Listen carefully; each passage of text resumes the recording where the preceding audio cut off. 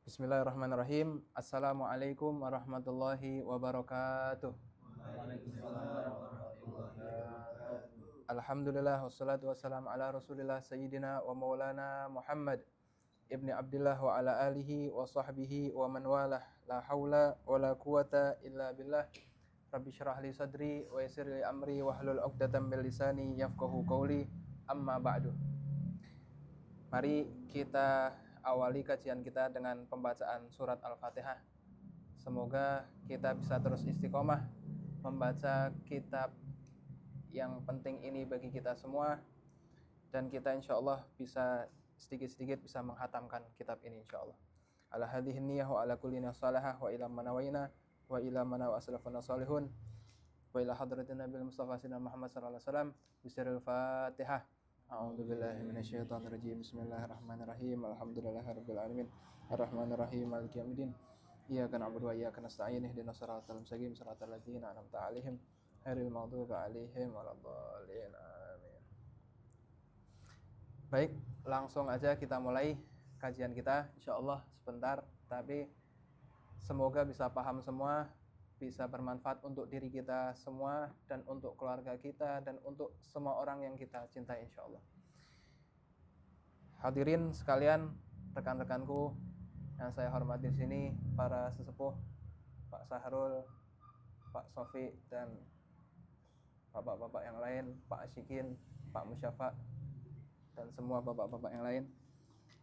Mari kita sama-sama ngaji. Di sini kita ngaji bareng, santai aja sambil kita dengarkan, sambil diminum, silahkan.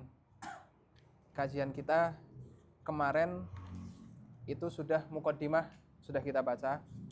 Sekarang kita masuk ke pembahasan pertama. Kemarin itu sempat dibahas bahwa kita ngaji kitab ini kitab namanya apa, Nang?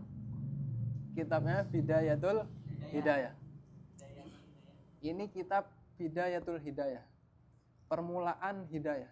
Jadi kalau kita pingin hidayahnya Allah, kita kan salik, kita menuju ridhonya Allah, menuju hidayahnya Allah yang kita gapai.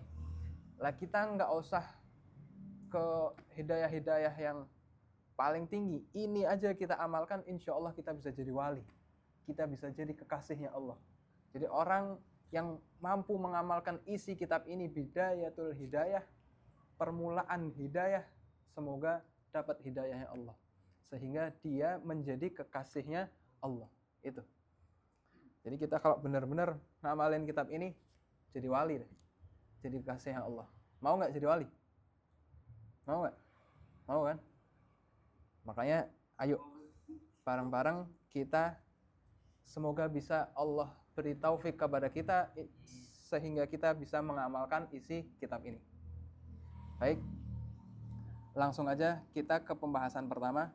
Kemarin disebutkan bahwa Bidayatul Hidayah itu intinya ada dua.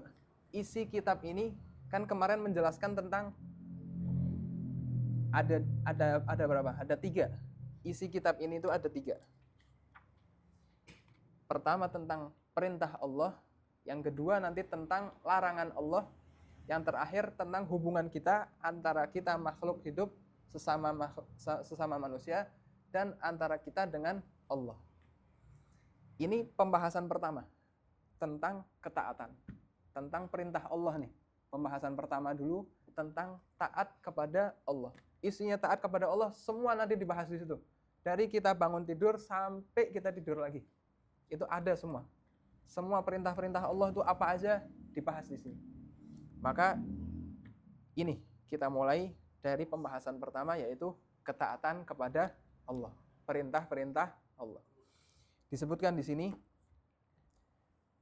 i'lam anna awamirallahi ta'ala faraid wa nawafil. Jadi perintah Allah, Allah perintahkan sama kita. Dalam Al-Quran disebutkan, wa ma khalaqtul jinna wal insa illa liya'budun. Allah nyiptakan kita semua, tujuan kita diciptakan di dunia untuk apa sih? Hanya untuk beribadah kepada Allah. Allah perintah kita. Apa aja perintah Allah? Nah, di sini disebutkan perintah Allah ada berapa? Ada 2. Ada perintah yang wajib, ada perintah yang sunnah. Ini yang perlu kita kaji nih. Maka kalau bisa bawa catatan, dicatat ilmu-ilmu yang dipelajarin di sini agar bermanfaat untuk kita dan bisa kita sebarkan nanti ke siapa aja orang. Terutama nanti alhamdulillah sudah ada live-nya nih. Sudah ada videonya, bisa kita share nanti ke siapa aja teman-teman kita, keluarga kita, siapa aja yang mau kita share. Sebarkan seluas-luasnya. Siap ya? Siap nyebarkan, siap? Siap semua. Ini perintah Allah tadi ada berapa? Ada 2. Jadi Allah perintahkan kita untuk ibadah. Karena memang tujuan kita diciptakan tadi hanya untuk ibadah kepada Allah. Ibadah kan luas, macam-macam ibadah. Nah, ibadah tadi perintah Allah untuk kita itu ada berapa? Ada 2. Ada perintah yang wajib, ada perintah yang sunnah. Perintah wajib seperti apa contohnya? Sholat, puasa wajib ketika bulan suci Ramadan. Ketika kita mampu untuk mengeluarkan zakat, maka Allah wajibkan untuk zakat. Ketika kita punya uang lebih lagi untuk pergi haji, maka di situ wajib pergi haji. Dan lain sebagainya. Itu perintah-perintah wajib. Dan di sana juga ada perintah yang sunnah. Ini. Perintah yang sunnah seperti apa? Ya banyak. Sunnah itu apa? Sunnah adalah ma fa'alahun Nabi. Yang dikerjakan oleh Nabi 1400 tahun yang lalu. Jadi apa aja yang dikerjakan Nabi sama wa ma qalahu, dan apa yang diucapkan oleh Nabi itu semua sunnah. Jadi apa aja hadis yang disampaikan sama Nabi Muhammad dan yang dilakukan sama Nabi Muhammad itu semua kesunnahan. Maka kalau kita kerjakan itu kita dapat pahala sunnah. Jadi tadi ada 2 ya, ada perintah wajib, ada juga perintah sunnah. Perintah wajib kita sudah tahu, tadi diantaranya sholat. Nah ini diteruskan sama beliau, kalau yang wajib itu diibaratkan sama beliau seperti apa? Fal fardu ra'sul mal wa huwa aslut tijarah wa bihi tahsulun najah. Kalau perintah Allah yang wajib itu ibarat, kalau kita dagang itu ibarat modal. Orang kalau jual beli mau berdagang harus butuh yang namanya modal. Modal usahanya. Mau jualan molen emang harus begitu aja gratisan? Kan enggak. Harus ada, ini yang membuat molennya pakai apa? Pakai pisang. Di sana ada tepungnya dan lain sebagainya. Itu kan butuh modal, butuh duit, UUD, ya kan? Nah ini harus butuh yang namanya modal. Mau kerjaan apa aja pasti butuh modal. Sama kita beribadah sama Allah itu perkara yang wajib, seperti kita tadi nanam modal. Kita punya modal. Kalau usaha nggak ada modal, berarti apa? Ya intinya nggak usah usaha. Orang mau buka usaha tapi aduh saya belum ada duitnya nih. Iya gimana mau usahanya jalan? Nggak ada modalnya dari awal. Nggak bisa dagang. Maka ini, yang perkara wajib seperti tadi, seperti orang kalau dagang itu, apa ya? Ra'sul mal, yaitu modalnya. Nah terus kalau sunnah apa? Wa naflu huwa ribih wa bihil fauzu bid darajat. Kalau perkara-perkara yang sunnah itu keuntungannya. Orang kalau jual beli, orang kalau buka usaha emang enggak pingin untung. Orang jual beli motor, buka material, buka molen, buka apa aja usaha, emang enggak pingin untung. Kan pasti butuh ada yang modal dia balik, juga ada yang dia dapatkan lebih dari itu. Itu yang namanya keuntungan. Makanya semua orang pasti menambahkan yang namanya keuntungan. Nah ini keuntungan, yaitulah tadi kesunahan. Orang kalau di dunia cuma melakukan yang wajib-wajib doang, sholat, semua yang wajib-wajib dikerjakan, yaitu luar biasa, bagus. Insya Allah masuk surga, sudah disiapkan surganya, sudah terhindar dari siksa api neraka. Tapi kita surganya mau yang kelas mana? Mau yang level mana, tingkatan mana?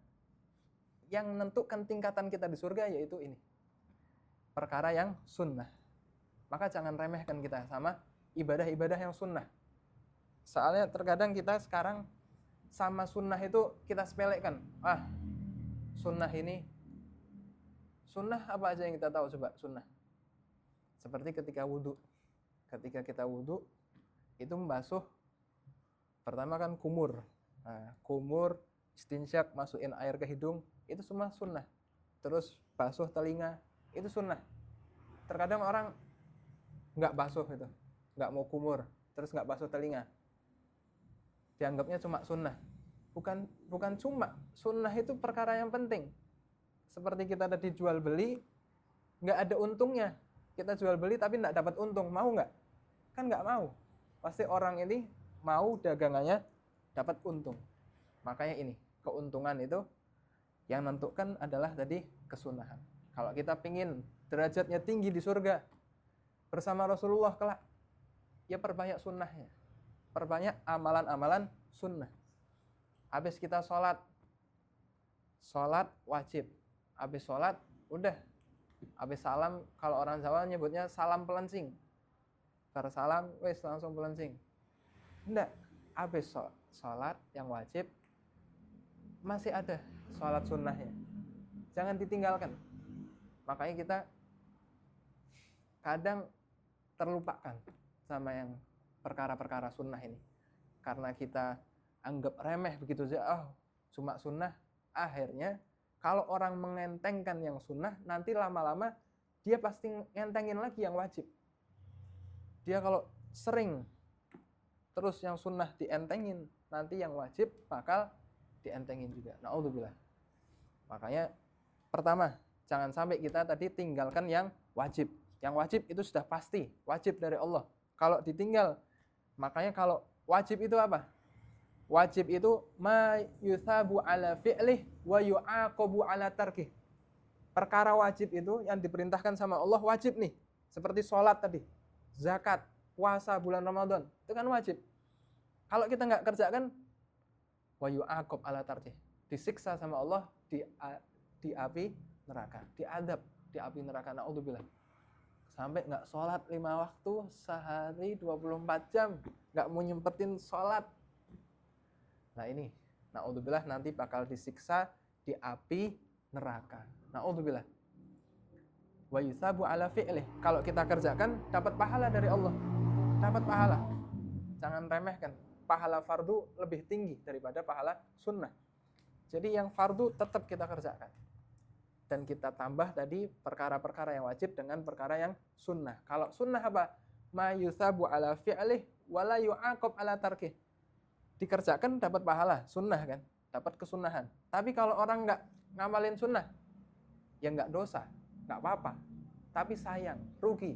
Karena tadi seperti ibarat kita berdagang, nggak sampai dapat untung. Na'udzubillah. Nggak untung tapi buntung. Ini orang yang nggak ngamalin sunnah. Maka ayo kita perbanyak kesunahan-kesunahan. Maka nanti pembahasan di kitab ini disebutkan nanti kesunahan itu apa aja. Enak nanti. Ada zikir-zikir kesunahan yang kita baca apa aja. Semuanya dibahas di sini. Semoga insya Allah kita diberi taufik hidayah bisa mengamalkan isi kitab ini. Bidayatul hidayah. Kita lanjut dikit. Sebagaimana disebutkan di sini hadis Rasulullah SAW yang berbunyi, ini hadis qudsi. Hadis yang menyampaikan Rasulullah, tapi ini ucapan ini dari Allah. Ucapan ini dari Allah. Yaqulullah tabaraka wa ta'ala, ma taqarraba ilayyal mutaqarribun bimithli ada'i maftaratu alaihim wa la yazalul abdu yataqarrabu ilayya bin nawafil hatta uhibbahu. Nih, ini penting nih. Penting untuk kita pahami nih. Coba perhatikan semua. Kita seringkali ngelihat teman-teman kita atau orang-orang itu kok luar biasa ya. Dia kok mustaqim gitu. Dia kok lempeng aja. Luar biasa ibadahnya. Dia kok kelihatannya kok enggak pernah maksiat. Kok benar-benar terjaga nih orang. Kadang kan kita lihat gitu. Ini orang kok istiqomah banget. Lah ini yang ngomong langsung Allah. Kenapa? Karena Allah cinta sama dia. Maka disebutkan di sini, ma taqarraba ilayyal mutaqarribun bimithli ada'i maftaratu alaihim.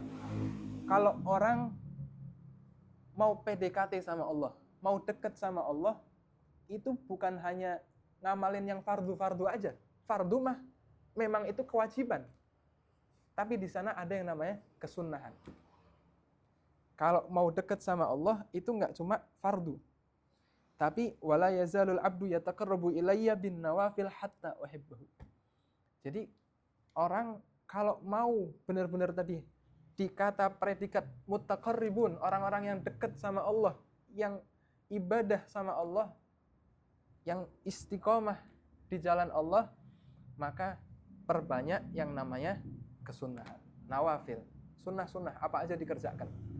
Ketika kita ngerjakan yang sunnah-sunnah terus, Allah berkata apa di sini? Fa idza ahbabtuhu kuntu sam'ahu alladhi yasma'u bihi. Coba itu lihat. Maka ketika kita kerjakan semua sunnah-sunnah, bahkan kalau tempo hari di pertemuan sebelumnya, sunnah itu kan banyak sekali. Yang dikerjakan sama Rasulullah, bayangin aja.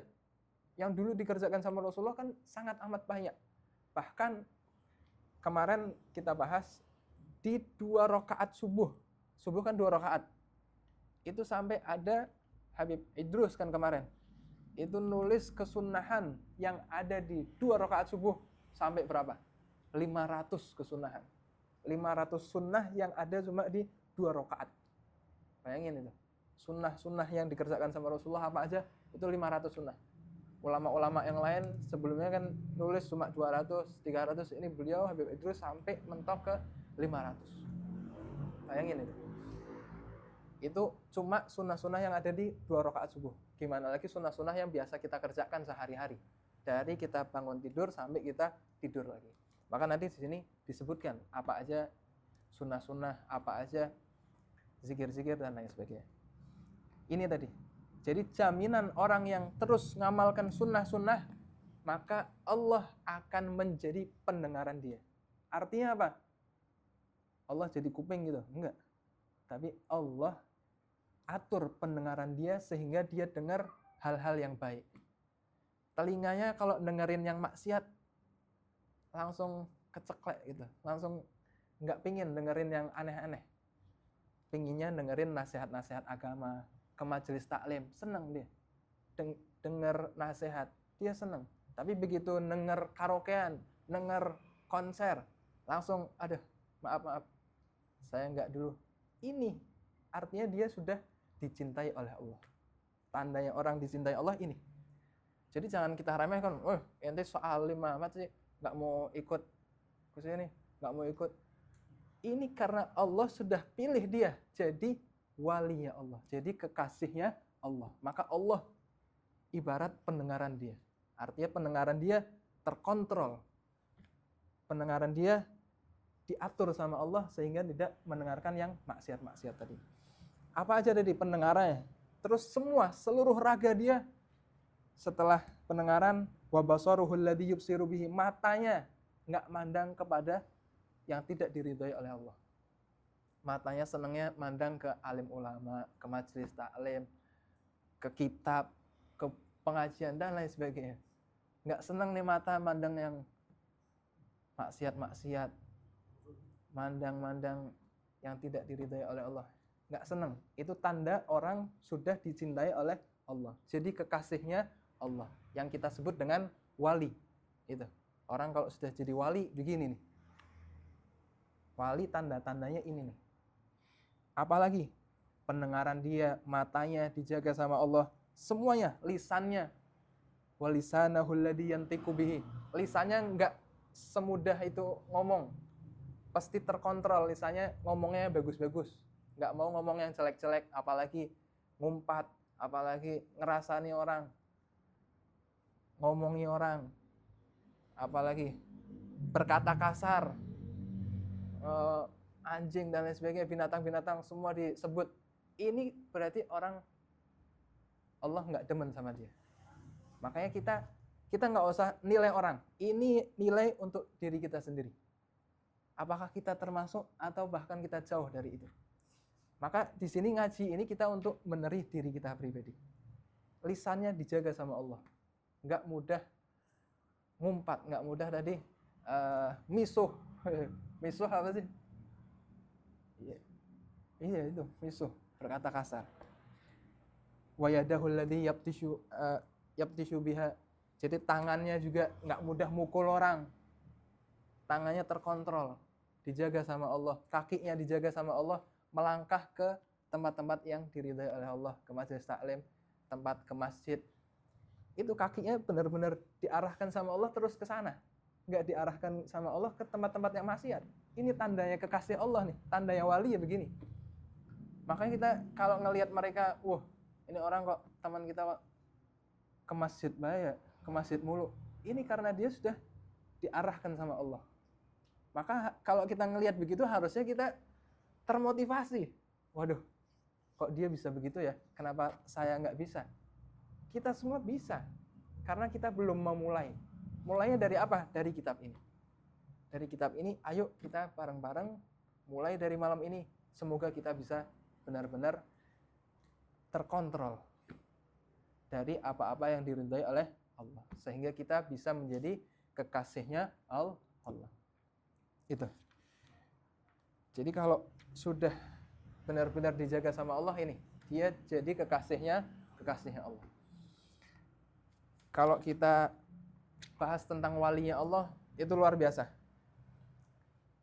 Di antaranya di sini walantasila ayyuhat talib ilal qiyam bi awamirillah ta'ala illa bi muraqabati qalbik wa jawarihik fi lahadatik wa anfasik min hina tusbih ila hini tumsi ila hina tumsi. Jadi gini, kita kalau mau tadi ke predikat-predikat kekasih-kekasihnya Allah, wali-walinya Allah. Kita kan sekarang kalau ngomong wali-walinya Allah, kayak mau nggak kita jadi wali? Kadang orang minta, ya Allah, semoga saya jadi wali, sudah jarang sekarang. Minta supaya jadi wali, jarang. Padahal ini wali itu kekasihnya Allah. Yang mana tadi ciri-cirinya banyak. Di antara cirinya wali lagi apa? Cirinya wali itu disabdakan oleh Rasulullah di dalam hadisnya, idza ru'u dzukirallah. Wali itu kalau kita lihat, kalau kita pandang dia, kita langsung ingatnya sama Allah. Kita lihat dia nih, langsung ingatnya langsung sama Allah. Itu wali. Wali itu banyak ciri-cirinya banyak. Bahkan orang-orang sekarang kalau sama wali itu telinganya, bahkan di sosial media, wali-wali dikata apa? Dicaci maki dan lain sebagainya. Itu hati-hati. Orang kalau sampai nyaci maki wali, itu disabdakan oleh Rasulullah juga di dalam hadisnya, ini hadis qudsi, man adali waliyan faqad adzantuhu bil harbi. Orang kalau sampai ganggu walinya Allah, apalagi nyaci maki, itu sama aja dia tadi ganggu walinya Allah. Kalau orang sampai ganggu walinya Allah, kekasih Allah, dia ganggu, dia caci maki, maka izinkan aku untuk memeranginya, kata Allah. Jadi yang langsung merangi Allah. Perang antara aku sama dia. Yang langsung merangi Allah. Hati-hati. Makanya kita jangan salah sama wali, apalagi kita caci maki dan lain sebagainya. Naudzubillah. Jadi jaga perilaku kita kalau sama wali itu dijaga. Sama kekasihnya Allah. Kekasih Allah apa tadi di antaranya ciri-ciri yang tadi semua. Kalau dia istiqomah dan lain sebagainya, itu kekasihnya Allah. Kalau bisa kita senengin dia dan semoga kita bisa ikut bersama dia. Minimal kalau kita, waduh, Beb, saya mah boro-boro wali. Kan biasanya kita langsung minder nih. Waduh, saya mah apa, Beb? Kalau derajat wali mah, saya belum ada apa-apanya. Ya kita nyoba. Semoga kita bisa jadi seperti mereka. Tapi kalau kita belum sampai makom mereka, minimal kita cinta sama mereka. Orang kalau sudah cinta, kita lihat aja seperti yang ada di Al-Quran. Anjingnya Ashabul Kahfi, ya kan? Lihat coba. Ashabul Kahfi itu kan wali-walinya Allah. Orang-orang biasa Ashabul Kahfi, tapi mereka disebut di dalam Al-Quran. Kekasihnya Allah. Yang dijaga sama Allah. Itu ada anjing yang bersama mereka, itu juga disebut. Bahkan anjingnya disebut di dalam Al-Quran. Ketika kita cinta sama seseorang, maka apa? Kalau kita cinta, kita kan mengikuti ya. Tanda cinta itu ngikut sama dia. Nah, ini anjingnya Ashabul Kahfi ngikut sama Ashabul Kahfi. Makanya tergolong jadi orang-orang yang mulia. Anjing bahkan jadi mulia. Anjing yang najisnya aja najis besar. Yang bersihkannya kalau kita kesentuh anjing 7 kali basuhan, yang salah satunya dengan debu. Itu kalau kita tadi omongin anjing ini yang begitu hina, tapi dia bisa jadi mulia ketika dia ngikut sama wali-walinya Allah, kekasih-kekasih Allah. Maka luar biasa. Minimal kita kalau masih belum jadi makamnya seperti mereka, kita cinta sama mereka. Jangan kita caci maki mereka, apalagi kita nggak senang sama mereka. Kita harus cinta sama semua wali-walinya Allah, kekasih-kekasih Allah. Wali-wali itu bukannya dia yang terbang, yang bisa terbang, yang jalan di atas air. Itu keramat-keramat yang biasa. Orang kalau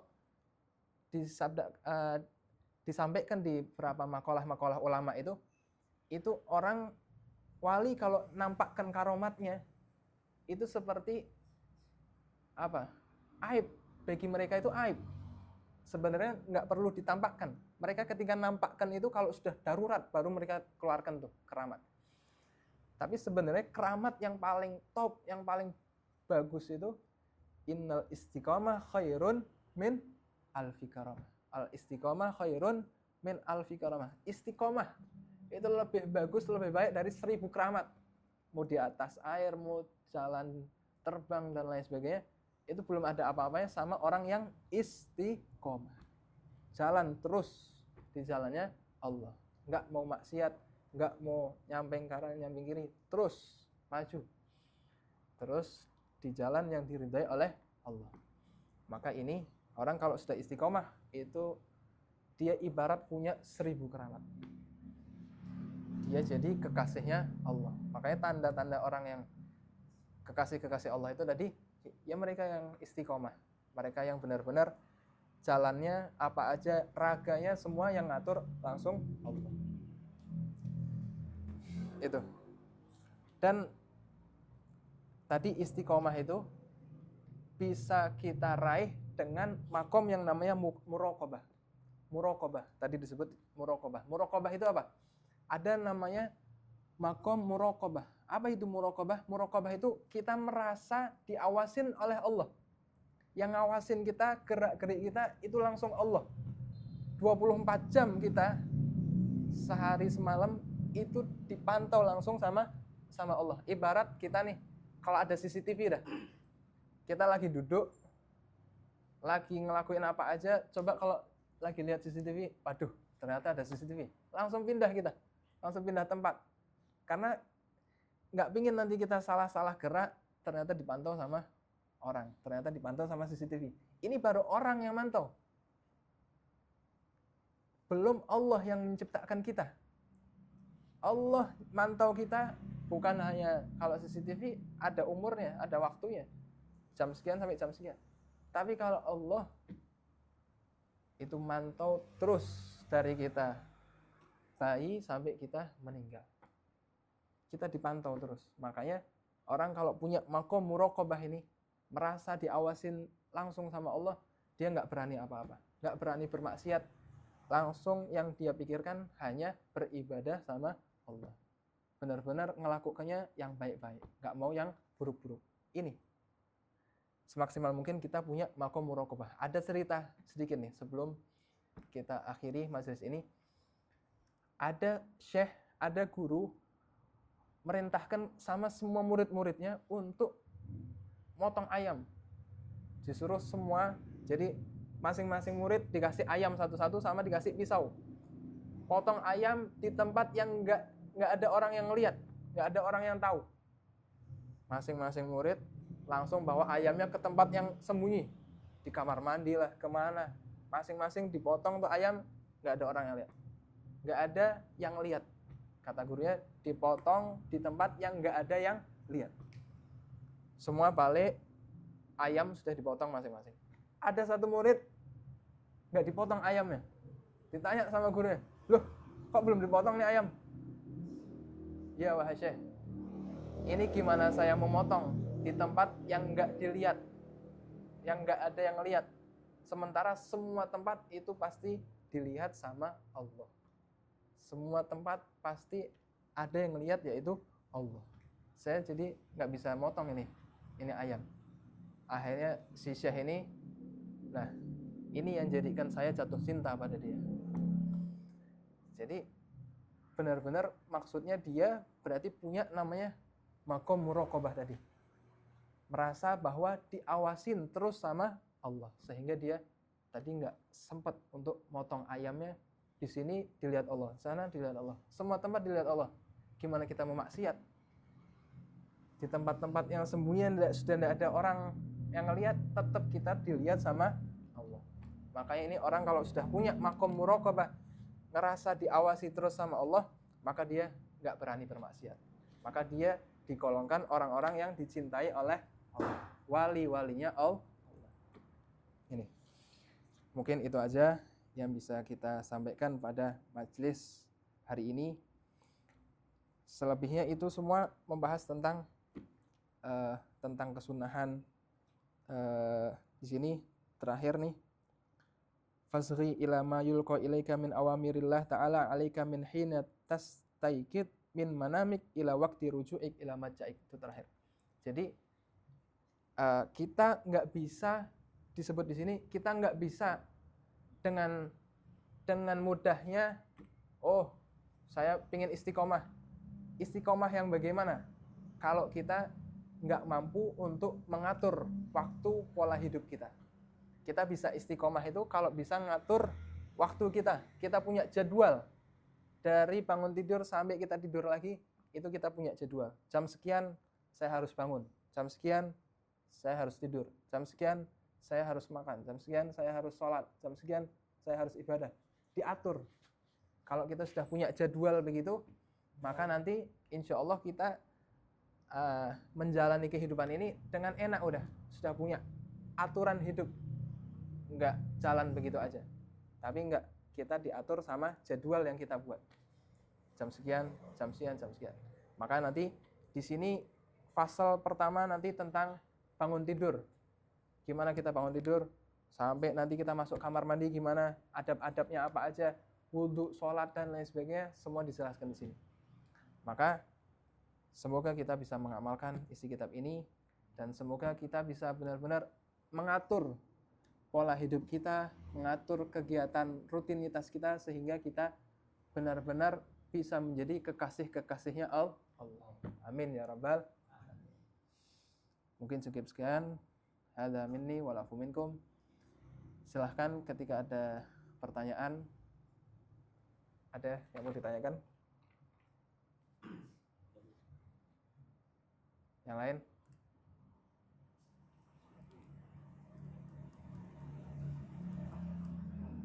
Ada yang mau ditanyakan? Pak Sahrul? Tidak ada? Fikri? Tidak ada?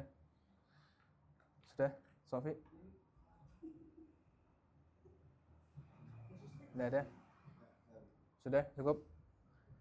Kalau cukup, kita akhiri kajian ini. Imran? Ayo, Imran, Irwan. Tidak ada semua? Beneran nih? Sudah semua? Jelas ya? Paham semua ya? Alhamdulillah. Semoga benar-benar kita bisa mengamalkan.